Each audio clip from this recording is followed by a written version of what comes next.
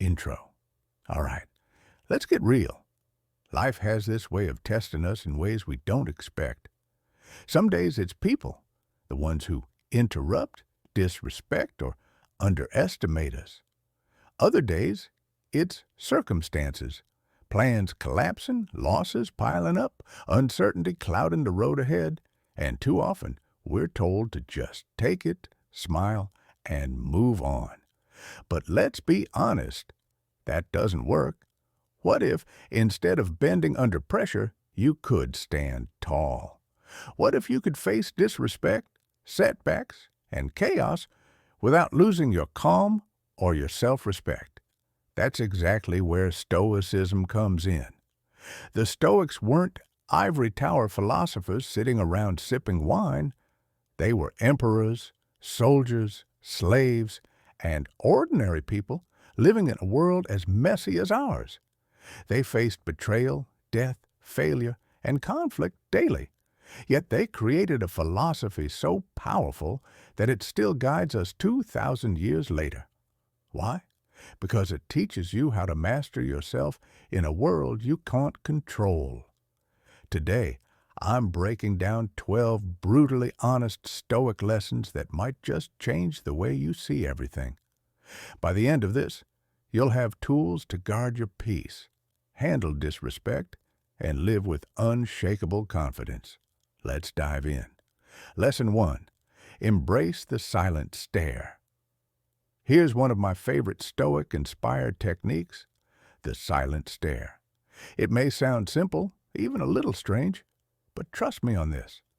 When someone disrespects you, interrupts you, or tries to provoke you, nothing unsettles them more than calm, unbroken silence paired with steady eye contact. People who thrive on disrespect usually want one thing: a reaction. They want you to stumble, argue, get flustered, or snap back, because if you do, they win. But when you simply look at them composed and unbothered, the power dynamic flips instantly. It's like holding up a mirror to their behavior without saying a single word. And the best part? Everyone else around notices too. I'll give you a real example. Years ago, I was in a meeting where a loud, overconfident colleague kept talking over me. Every time I tried to make a point, he bulldozed through as if I wasn't even in the room. I could feel my patience burning out, but instead of snapping, I leaned back in my chair, crossed my arms, and just looked at him.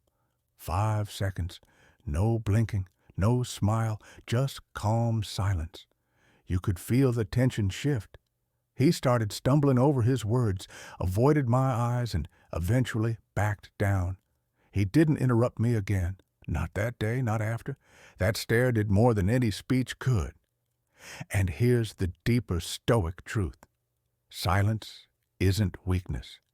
It's a form of control, a refusal to hand your emotions over to someone else. The silent stare tells the world, I'm not playing your game.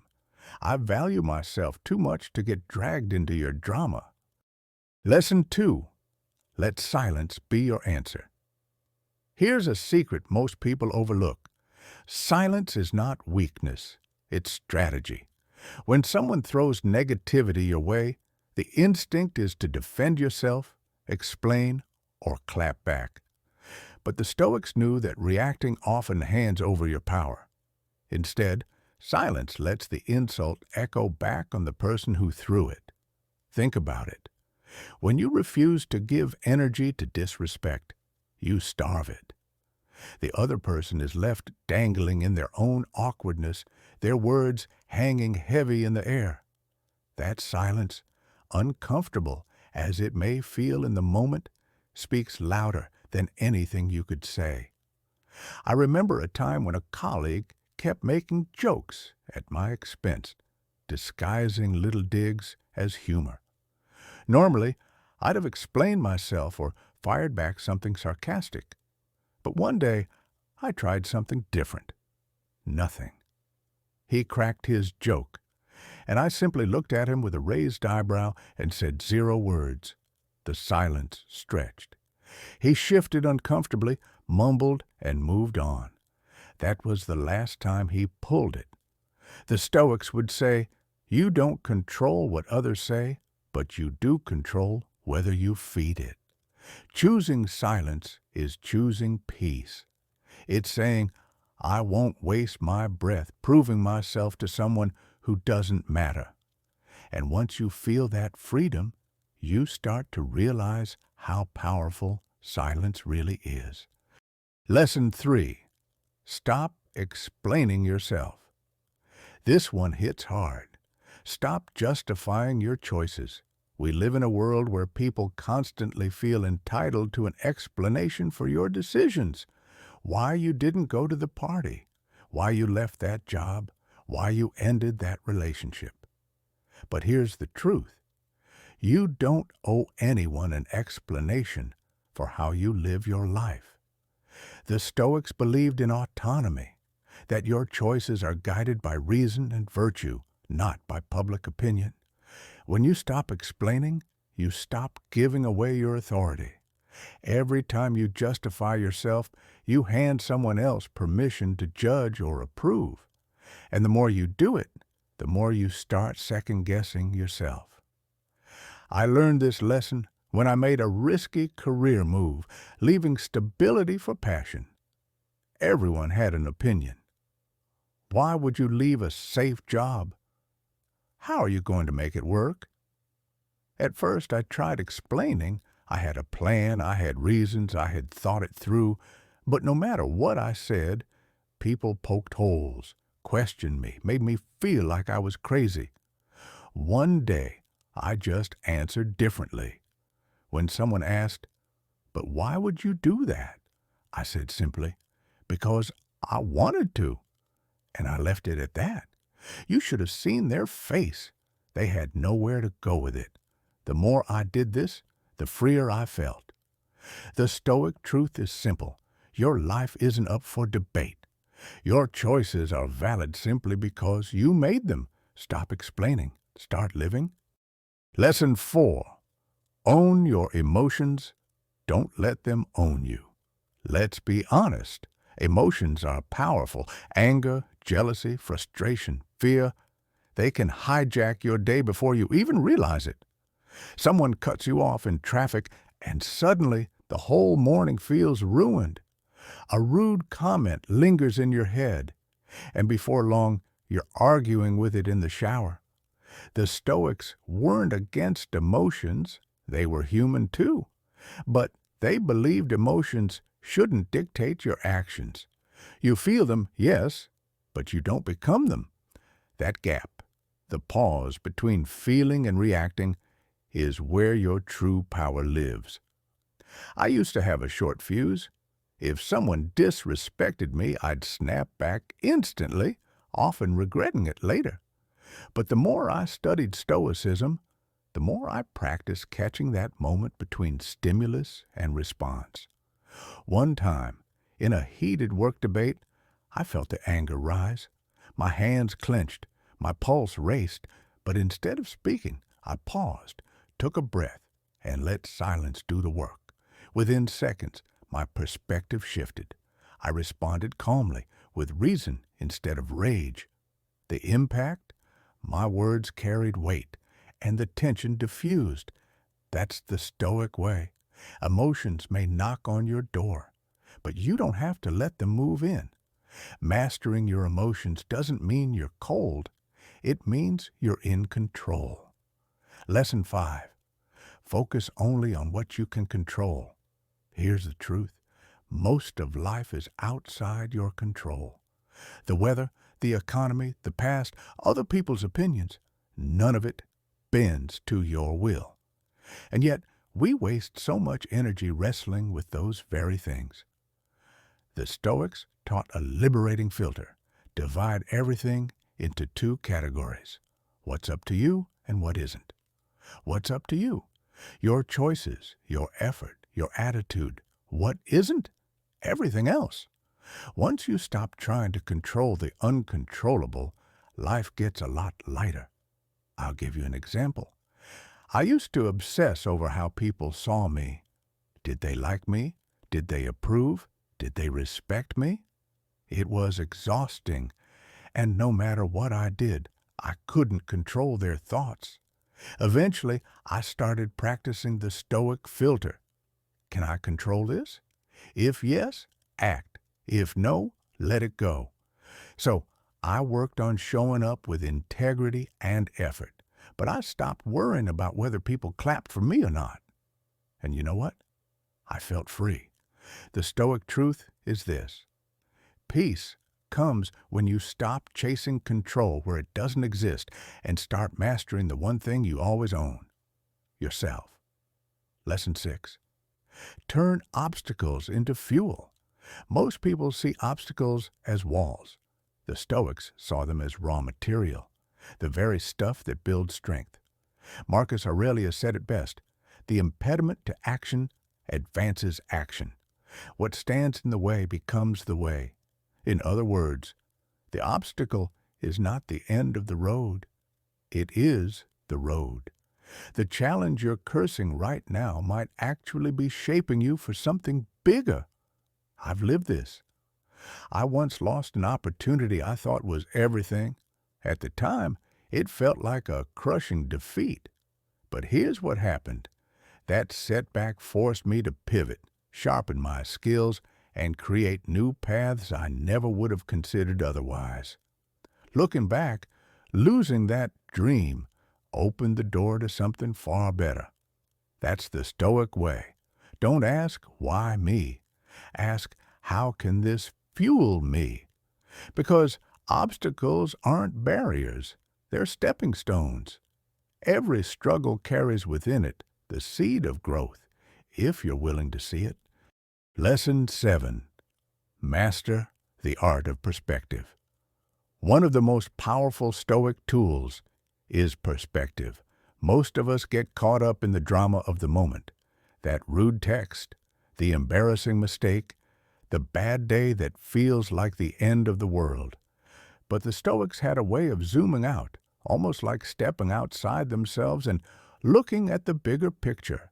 Marcus Aurelius used to remind himself that entire empires had risen and fallen before him, and countless more would after him. Against that scale, his daily worries shrank into almost nothing. Perspective doesn't erase problems, but it changes how much power they have over you. I remember a time I was completely stressed over a failed project. I was replaying every detail, beating myself up. Then I asked myself, will this matter in a year? In 5 years? The answer was obvious: no. In that instant, my grip loosened. The truth is, most of the things that keep us up at night will fade into memory sooner than we think.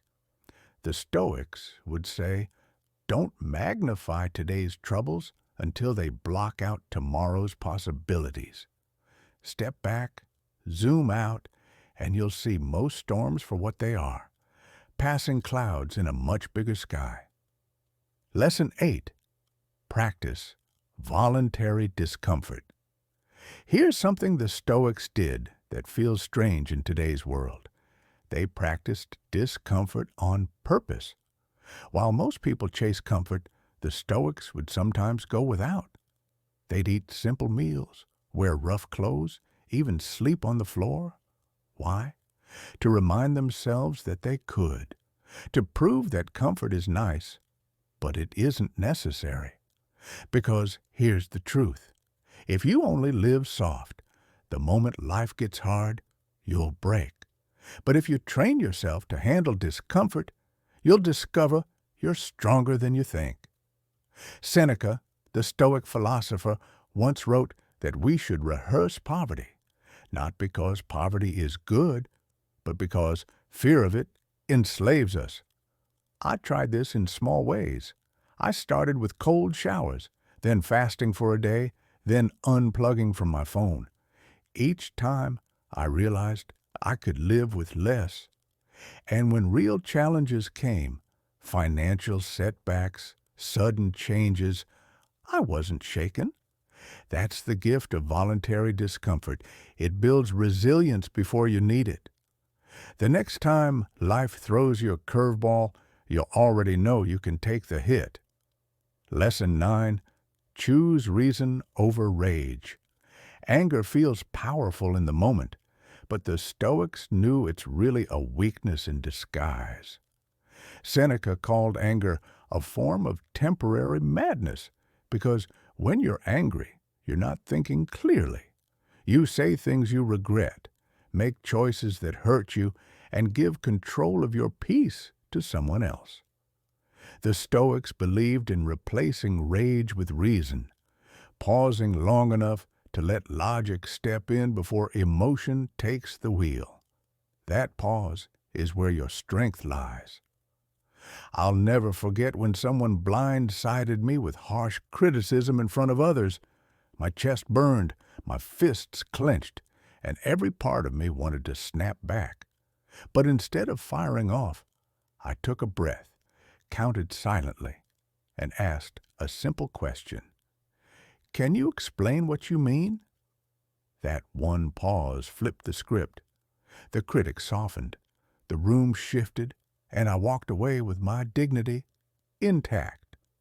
That's the Stoic difference. It's not about suppressing anger, it's about transforming it. The next time rage rises, try this. Don't speak until your reason has caught up.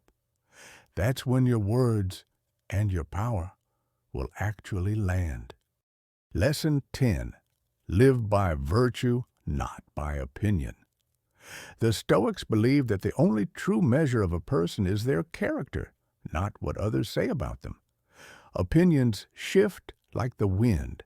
One day people praise you, the next they criticize you.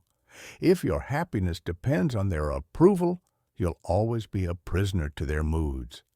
But if you anchor your life in virtue, in honesty, courage, justice, and self-discipline, you create a foundation no opinion can shake. Marcus Aurelius wrote, "If it is not right, do not do it. If it is not true, do not say it." That's the Stoic compass. Not applause, not fame, just integrity. Think about it. How many times have you seen someone compromise their values just to fit in, to be liked, or to avoid criticism? In the moment, it feels safe, but later they're left with regret. The Stoics flipped this upside down. They chose the harder right over the easier wrong, even if it meant standing alone. That's real strength. Because opinions fade, but your character is with you forever. The next time you're tempted to bend your values just to please someone, remember this. They may forget you tomorrow, but you'll still have to live with yourself. Live in such a way that if your whole life were on display, you wouldn't flinch. That's stoicism in action. Lesson 11. Focus on what you control. If stoicism could be summed up in one sentence, it would be this: control what you can, let go of what you can't. Most suffering comes from fighting battles we were never meant to win, trying to change other people, forcing outcomes, or replaying past mistakes. Epictetus said, "Some things are up to us and some things are not." And once you accept that, life feels lighter. You stop wrestling with the impossible and start focusing on your own actions, your own thoughts, your own growth. Here's a simple example. You can't control if someone respects you, but you can control whether you respect yourself. You can't control the economy, but you can control your spending habits. You can't control if someone apologizes, but you can control whether you forgive and move on. Every time you shift your energy from what's outside your control to what's inside it, you gain strength. It's like putting down a heavy weight you never had to carry in the first place. The next time you feel stressed, ask yourself, is this within my control? If the answer is no, release it. That's not weakness, that's wisdom. Lesson 12. Memento mori. Remember, you will die. The Stoics often meditated on death, not to be dark or depressing, but to be free. They called it memento mori, which means, remember, you must die. Now, that might sound morbid, but for the Stoics, it was a call to live fully. Marcus Aurelius reminded himself daily that life is short, and Seneca wrote that it's not that life is too short, but that we waste much of it. When you remember your time is limited, the small annoyances lose their grip, and your priorities become crystal clear. Think about it. How many hours have you spent holding grudges, scrolling aimlessly, or chasing people who don't value you? When you realize death could come tomorrow, you start to ask different questions. Am I spending my time on what matters? Am I saying what needs to be said? Am I living with purpose? This awareness isn't about fear. It's about focus. It pushes you to love deeper, forgive quicker, and act braver. Death is certain, but wasted life isn't. That's the Stoic challenge. Live today in a way that, if it were your last, you'd have no regrets. Conclusion: the Stoic path to true strength. So here we are, 12 lessons from the Stoics, 12 truths that can transform the way you live, think, and carry yourself. From mastering your emotions to remembering your mortality, these teachings all point to the same core. Strength isn't about control over others, it's about control over yourself. It's not about chasing attention, but about standing in silence. It's not about clinging to comfort, but about choosing discipline. It's not about living forever, but about living fully. If you take just one idea from this, let it be this: your power has always been within you, not in the opinions of others, not in the outcomes you can't control, not in the chaos of the world, but in your choices, your mindset, your character. That's the Stoic way. And as you walk forward, remember the words of sculpted grace. You don't have to chase, beg, or explain to prove your worth. You already are enough. Live it, embody it, and let your silence, your virtue, and your presence speak for you.